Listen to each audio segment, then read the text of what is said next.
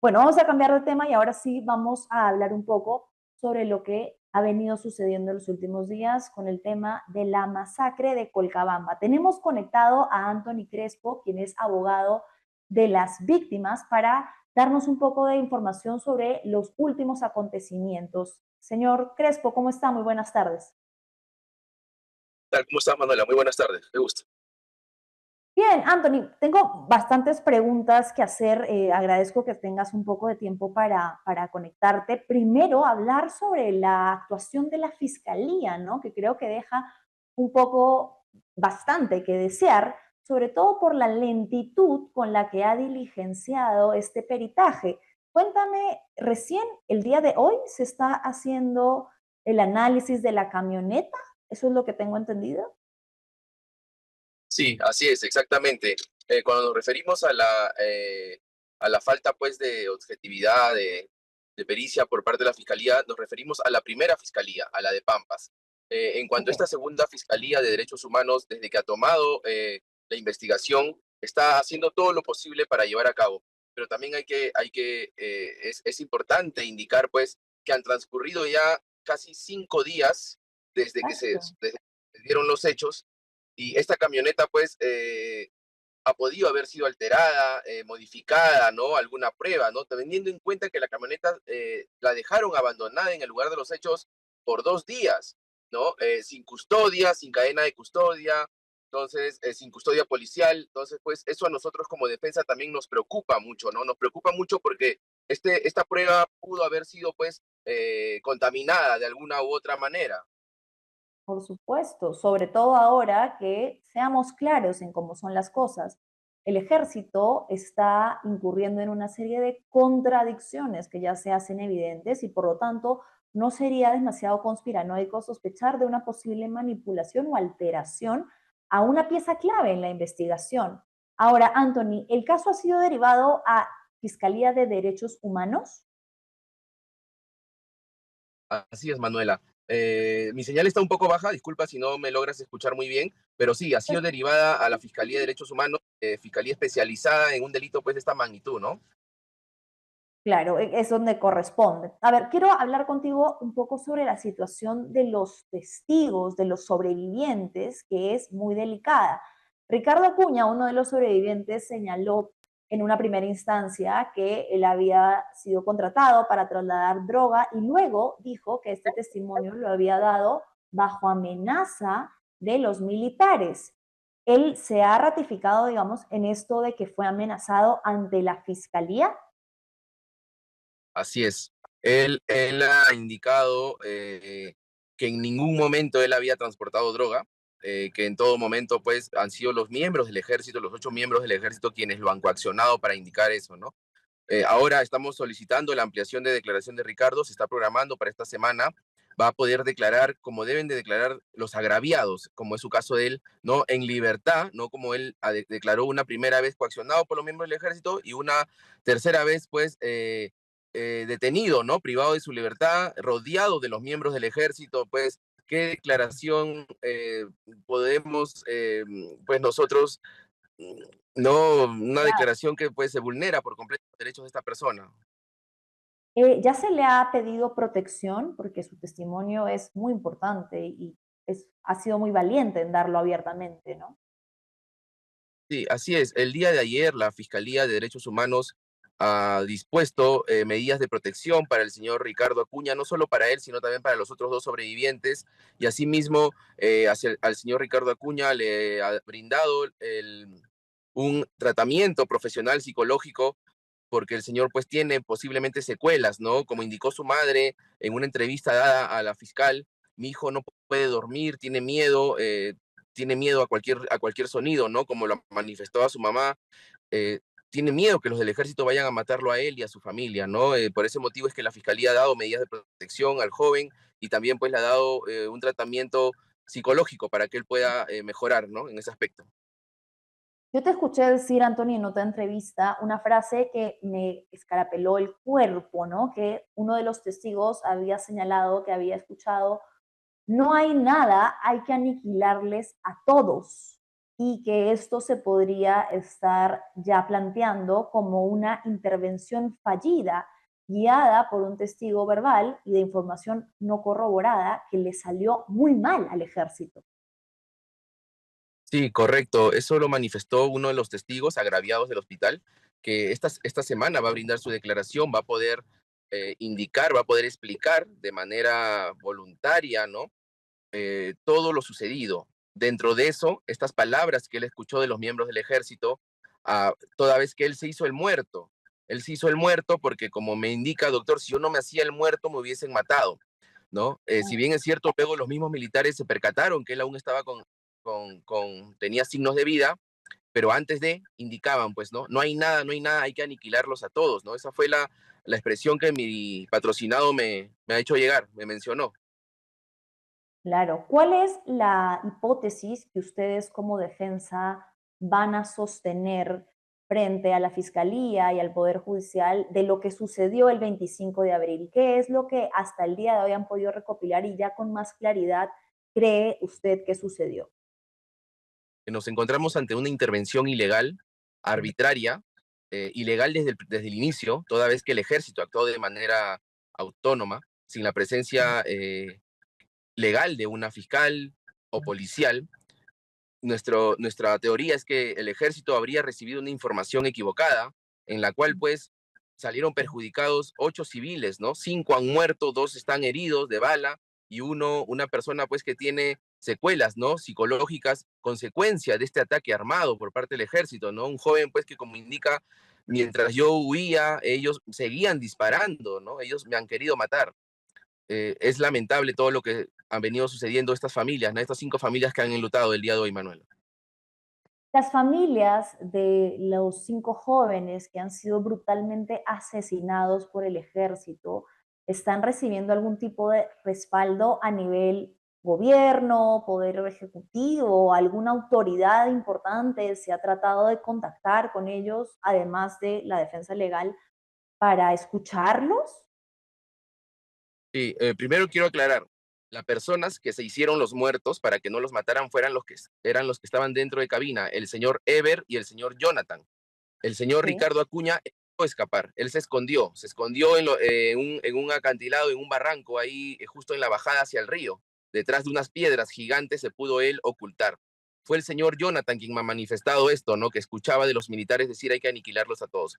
En cuanto a tu segunda pregunta, Manuela, sí hemos recibido algunas llamadas por parte de Defensoría del Pueblo, pero aún no hemos recibido ninguna llamada por parte del ejército ni del gobierno de turno, ni tampoco pues de ningún ministro, ni ningún congresista, ¿no? Que quiera, bueno, hay algunos congresistas que sí se están sumando a esta lucha, porque esto no se Sí. trata de dividir. Aquí todos los peruanos tenemos que ser una sola fuerza. Han matado a 5 chicos inocentes. No es que ha habido como dicen los miembros del ejército, un enfrentamiento. Acá no ha habido ningún enfrentamiento. No encontró ni una sola arma en el vehículo de estas personas. Claro. De hecho, se ha presentado hoy una moción de interpelación contra el ministro de Defensa, firmada por algunos congresistas, para solicitar que dé respuestas claras a lo sucedido, ¿no? ¿Cómo reciben ustedes esta noticia? Sí, yo estoy desde horas de la mañana en el Brain, en una zona bastante difícil de tener señal de internet, pero he tomado conocimiento de esta moción al ministro, pero más allá de eso, lo que nosotros necesitamos, si bien es cierto, políticamente nos ayuda, lo que necesitamos es que la Fiscalía siga haciendo su trabajo, que se le pueda brindar también todos los medios posibles para que la Fiscalía cumpla y se pueda, pues, dar con los culpables, ¿no? Eso es lo que nosotros también solicitamos, ¿no? Un poco más de celeridad en cuanto al proceso, a la investigación misma.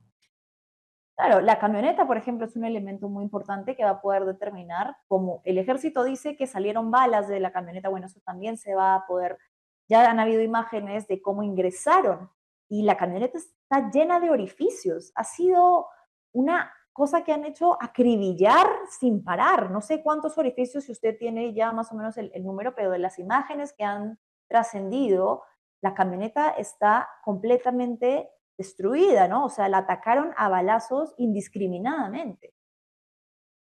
Sí, es cierto, ¿no? Tiene una gran cantidad de ingresos de proyectil la camioneta. Aún no hay un número oficial, hay que esperar el resultado del peritaje para poder brindar un número exacto y no estar soltando de repente, ¿no?, a proximidades.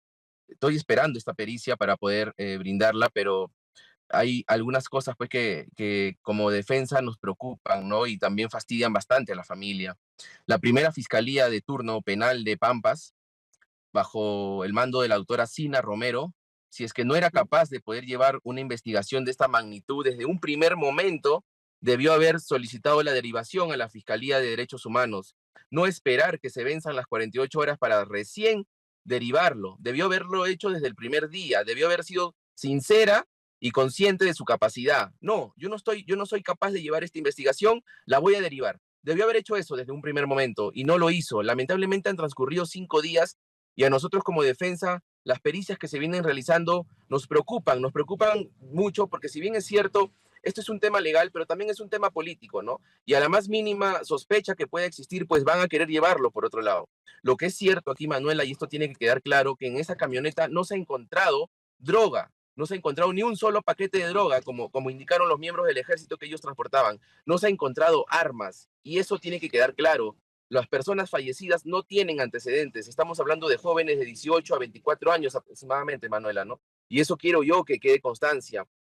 A veces, pues, es molesto para mí como abogado, pues, pasar por todo esto, ¿no? Pero yo sé que nos espera un camino largo y justo necesitamos de ustedes, de la prensa, para que esto no quede en el olvido, para que pueda haber justicia, Manuela.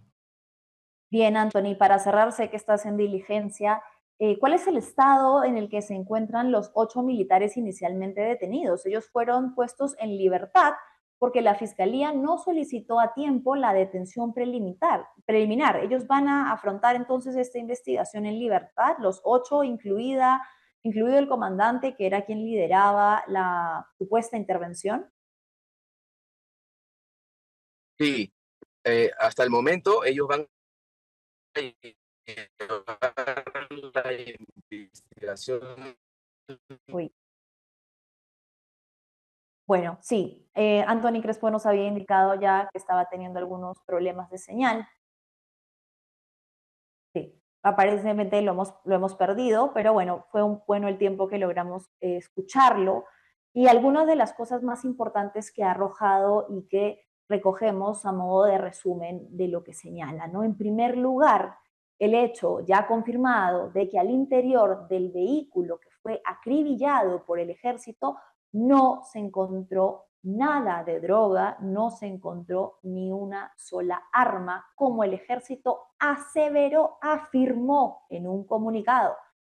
En segundo lugar, ya han salido las imágenes de la camioneta de cómo la cantidad de orificios que tiene, lo que ya nos señala, empieza a mostrar que fue un ataque, como señala la fiscalía, unidireccional y no un intercambio en el que se actuó en legítima defensa, como nuevamente aseveró falsamente el ejército. Y lo tercero que mencionábamos con el señor Anthony Quispe, quien es defensa de las familias de los jóvenes asesinados, es sumamente importante. Y nos habla de la condición y de los testimonios de las 3 personas que lograron sobrevivir. 2 de ellas que se encuentran gravemente heridas de bala y uno de ellos que es el que logró escapar. Él se lanzó de la camioneta, se puso a buen recaudo, dice en su testimonio que estaba muy asustado y que cuando ve a los militares, él piensa que lo van a proteger y se entrega. Lo que hace este chico primero es declarar ante la fiscalía que sí, que él estaba trasladando droga como mochilero. Sin embargo, puesto en libertad, dice, se retracta de ese testimonio y dice, yo solamente dije esto porque estaba siendo amenazado por los militares, estaba actuando o estaba dando este testimonio bajo coacción. Lo más importante es que este testigo de lo que ha sucedido, que ya está diciendo que no, ninguno de ellos transportaba droga, sea protegido, porque su testimonio podría ser una pieza clave que desmonte lo que ya es a todas luces una serie de contradicciones del ejército. Y también es importante, como le mencionaba al propio Anthony, el testimonio que ha dado otro de los sobrevivientes, que dice que lo que él escuchó fue: no hay nada, hay que aniquilarles a todos, lo que nos hablaría de lo que ya se empieza a postular por la defensa, una intervención guiada por un falso testimonio no corroborada por el ejército, en la que dispararon a matar y asesinaron de manera extrajudicial, le arrebataron la vida a 5 jóvenes inocentes que tenían familias, que tenían sueños, que regresaban de jugar fútbol y cuyas familias merecen una respuesta. Para cerrar, vamos a ver lo que ha sido hoy la protesta justamente de los familiares que marcharon hasta el lugar de los hechos para pedir justicia.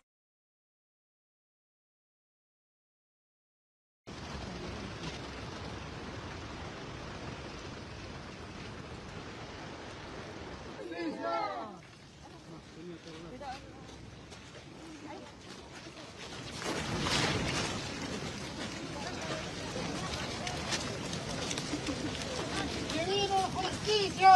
¡Justicia! ¡Justicia!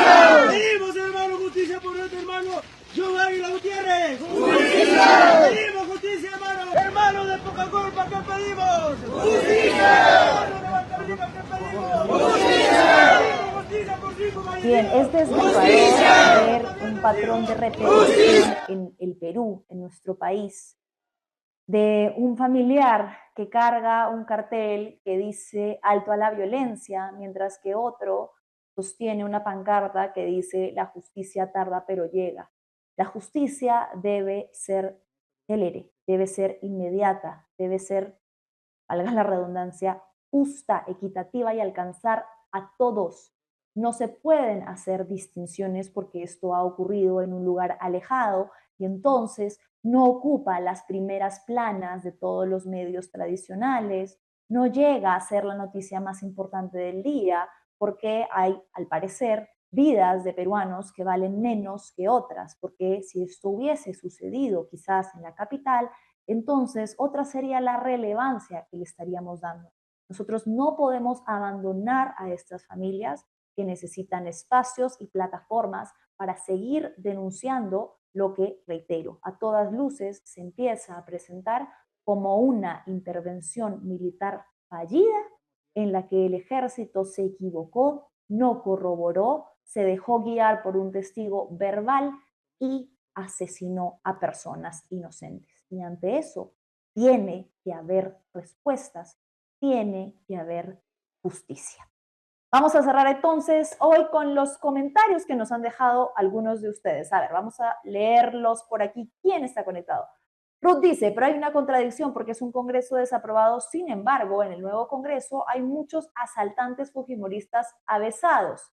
Y bueno, querida Ruth, sí, así es. Muchos ingresan por arrastre con los números que llevan al Senado y como Keiko Fujimori ya es la candidata que va a pasar a la segunda vuelta, entonces lleva mayoría de escaños hacia el Senado y la Cámara de Diputados. Jorge nos dice, Manuelita, el Congreso actual está demasiado desprestigiado por el pacto mafioso que impera. Esperemos que el régimen bicameral cambie la pobrísima imagen que tiene en la actualidad. Lo dudo mucho, querido Jorge. Para mí es un continuum que no va a cambiar absolutamente nada. Roger Castro, en mi escenario, nunca por un Fujimori, lo dice Roger Castro. Bien, Ruth dice, Keiko Fujimori insiste y persiste en destrozar al Perú. Protección para Ricardo Acuña, su testimonio es clave. Sabemos que todo está corrompido. Parece que querían asustar a la gente con el terrorismo para jalar votos a Keiko Fujimori. Ese es un factor importante también de mencionar, ¿no? Como estos jóvenes fueron, qué curiosidad, acusados de estar relacionados con el narcoterrorismo y luego se estableció que no tenían ningún tipo de vínculo con este tipo de delitos. A ver, nos dice por acá Tania, ¿cómo no va a tener secuelas psicológicas si casi lo asesinan y luego lo amenazan de muerte? Y claro, debe tener mucho miedo, reitero, porque su testimonio es sumamente importante. La protección para este joven es urgente, autoridades. Nos dicen por acá, el último LAC, se sabe que las personas que aplican a la policía o a las Fuerzas Armadas, lo hacen en su gran mayoría para sacar ingresos extras de la corrupción. Así piensan el 70% de postulantes a estas instituciones. La misma artimaña que en el Braem hace 5 años, curioso, ¿no? El patrón que se repite cada vez que hay elecciones. Los tentáculos del fujimorismo no tienen límites, nos dice Roger Castro. Toda la cadena de mando involucrada en ese asesinato debe responder. Así es, todas y cada una de las personas implicadas deben rendir cuentas ante la justicia. No puede ser que sigan asesinando impunemente a nuestros hermanos compatriotas, tienen que pagar todos los responsables, de acuerdo. El problema ya es endémico, solo se soluciona reestructurando la educación y agregando de nuevo cursos de educación cívica, teología y filosofía para que los más jóvenes tengan respeto por la vida. Saludos, Manuelita, buen fin de semana. Bueno, y con eso cerramos, deseándoles entonces que tengan un lindísimo feriado. Por aquí nos reencontramos como todos los días a las 3 de la tarde, de 3 a 4, aquí en Fuerte y Claro. No se olviden de darle like, de compartir y comentar este programa. Nos vemos mañana. Chao, chao.